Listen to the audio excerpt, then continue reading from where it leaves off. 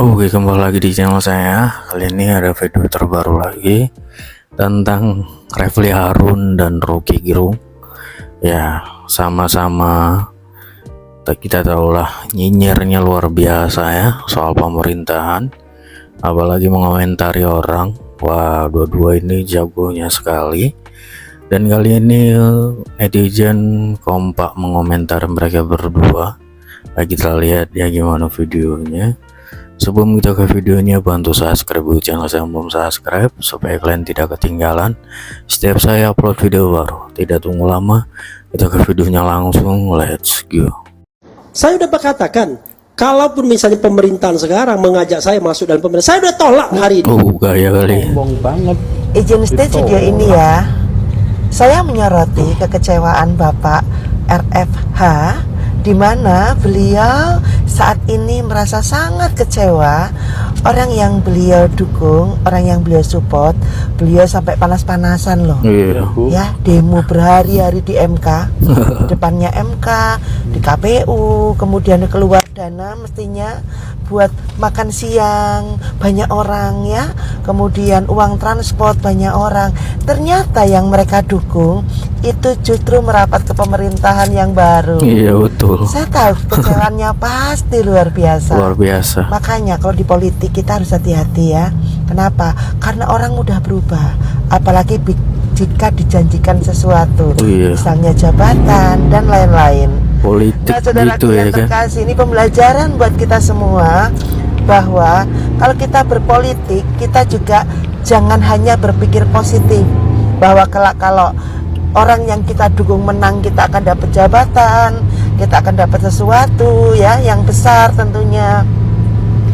Jangan seperti itu, karena manakala mereka kalah, mereka bisa meninggalkan kita. Mereka bisa tidak menepati janji dan tidak menepati komitmen yang ada. Nah ini ya, ini yang sering terjadi di politik. Di depan mereka bertengkar, di belakang mereka pelukan. Iya. Ya Bu. Ini yang sering terjadi. Jadi ini pembelajaran besar buat Pak Refly ya. Salam sukses buat Anda. Semoga Anda semakin bersinar dengan podcastnya. Semoga cepat sembuh ya Bu ya.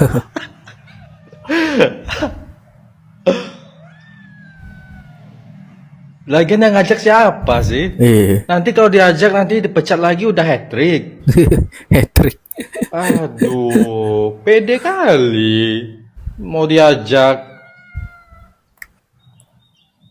Lagian emang gak kapok apa? Dipecat terus? Iya. Udah lah, nggak usah. Jadi gelandangan politik aja lah.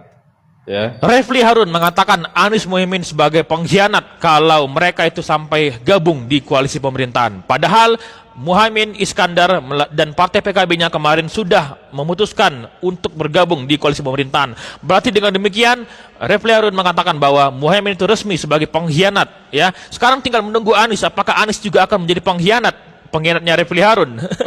Apakah Anies Mohaimin akan mengkhianati Refly Harun dan para pendukungnya dengan bergabung atau tidak ke koalisi pemerintahnya Prabowo Gibran? Karena tinggal menunggu keputusan dari Anies. Tapi terlepas daripada semua itu, kayaknya kalau diajak bergabung juga itu ya. Rasa sakit hati dari seorang Refly Harun ya, yang dimana Refly Harun ini pernah menjadi bagian dari tim hukumnya Kubu 01 ketika kemarin itu sedang memperjuangkan di Mahkamah Konstitusi ya terkait putusan MK. Nah, terkait kecurangan pemilu itu. Tetapi sekarang dia sepertinya merasa sakit hati karena dia merasa bahwa sepertinya Anies Mohaimin ini akan menjadi seorang pengkhianat kepada orang-orang yang telah mendukung dia, termasuk Refly Harun ini. Ya, dan Refly Harun tidak mau hal itu sampai terjadi. Refly Harun mau bahwa Anies Mohaimin tetap menjadi oposisi sejati, dengan demikian berada di luar pemerintahan, jangan sampai bergabung di pemerintahan. Tetapi Anies Mohaimin kemarin sudah merapat ke pemerintahnya Prabowo Gibran. Nah, saya bingung ini, siapa yang dikhianati oleh Anies Mohaimin ya, seperti yang dikatakan oleh Refly Harun? Apakah yang dikhianati itu hanya Refly Harun dan para pendukungnya? Kalau demikian, berarti sebenarnya itu gak terlalu penting ya, mau dikatakan sebagai pengkhianat atau mau dikatakan sebagai apa. Yang penting ini keputusan masing-masing daripada Anies atau Muhaimin, apakah mereka mau bergabung ke pemerintahan atau tidak ya. Karena mungkin Mas Muhaimin pertimbangannya kalau dia tidak bergabung di jalur pemerintahannya Prabowo Gibran atau berada dalam oposisi, maka dia tidak akan bisa untuk memiliki jabatan atau kursi tertentu, ya. Otomatis dia posisinya sebagai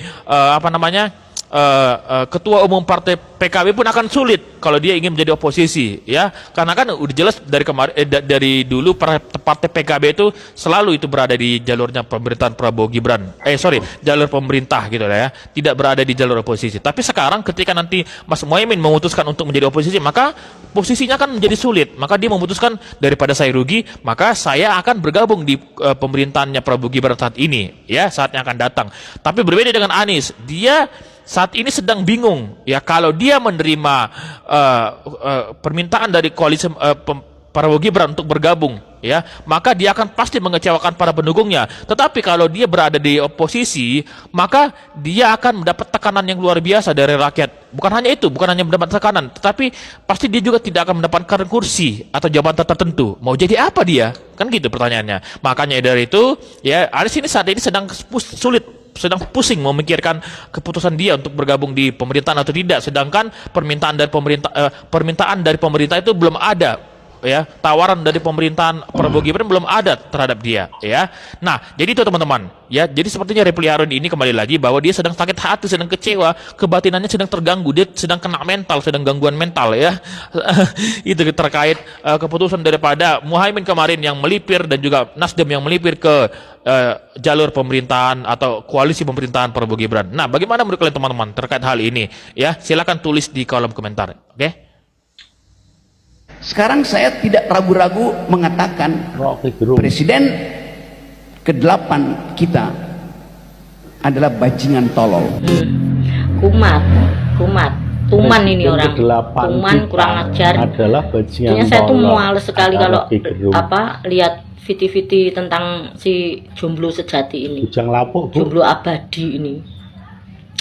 Dari dulu ya saya herannya itu orang seperti ini kok ya masih ada yang memuja-muja, masih ada yang bilang itu di komen itu katanya Rocky Gerung ini adalah orang yang mencerdaskan.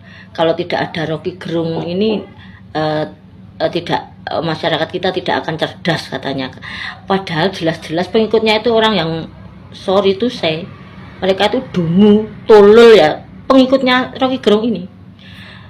Kalau mereka bilang ini paling kebanyakan anak-anaknya Abah ini, yang katanya kalau anak Abah itu cerdas dari mana? Kalau mau jujur tuh dibuka kepalanya paling isinya bukan otak, itu isinya itu makanya tidak bisa mikir, tidak bisa membedakan mana itu kritik, mana itu menghujat, dan mana yang namanya menghina, merendahkan. Bahkan nggak tanggung-tanggung, yang selalu direndahkan itu adalah pemimpin negara. Mestinya si Rocky ini dicarikan kaca yang besar biar dia tidak berkaca di comberan seperti yang selama ini dia lakukan. Si Rocky ini apa sih? Dia itu bukan siapa-siapa, bisanya cuma nyinyir, dan yang memuja pun paling beberapa ekor saja, cuma beberapa ekor. Kebanyakan orang-orang yang cerdas yang tidak mau. Ngapain? Apa yang bisa diambil dari seorang Rocky Gerung? Apa ilmu memaki-maki, ilmu misuh-misuh, ilmu merendahkan orang? Sementara dia sendiri bukan siapa-siapa. Rocky itu siapa? Apa kontribusinya terhadap negara? Selain cuma nyinyir, memberikan contoh yang tidak baik. Bukan kritik kalau saya bilang. Coba kalian itu anaknya Abah yang memuja-muja si Rocky Gerung, kasih satu saja komen di video saya. Apa ilmu yang bisa kalian ambil dari seorang Rocky? Apa yang bisa mencerdaskan otak kalian dari kata-kata Rocky? Gak ada, Bu. Selain cuma kata-kata dungu, bajingan, tolol, dan sebagainya. Dulu Pak Jokowi yang dia hina, sekarang Pak Prabowo yang dia hina. Semua orang dikatakan bajingan, tolol, dungu, bodoh, dan sebagainya. Sementara dia sendiri merasa cerdas gitu. Lah kalau dia cerdas, pasti sekarang nggak cuma jadi narasumber pun, itu lakunya cuma di TV One, di acaranya Kani Ilyas. Coba anak-anak Abah yang memuja-muja si Rocky ini, kasih satu contoh di mana dia bisa mencerdaskan otak kalian. Saya cuma berpikirnya begini ya, mungkin kalau di era Pak Jokowi ini dia masih bisa melenggang bebas dan teriak-teriak itulah, teriak-teriak etika itu, mereka-mereka yang kemarin teriak-teriak etika, coba kalian nasihati itu si Rocky itu. Kalau kalian tidak bisa menasihati, tidak ada bedanya, berarti kalian lebih tidak punya etika. Kalau kemarin Mas Gibran, Pak Jokowi dan keluarganya kalian serang dengan kata-kata katanya tidak beretika. Nah, etika menurut kalian tuh apa? Justru orang-orang seperti inilah yang tidak beretika. Seperti Rocky Gerung ini tidak beretika. Kalau katanya dia akademisi, yang katanya otaknya cerdas, pasti dia bisa memilih kata-kata yang lebih sopan dan supaya kritikannya itu bisa terlihat, bukan malah caci makiannya yang terlihat menonjol begitu.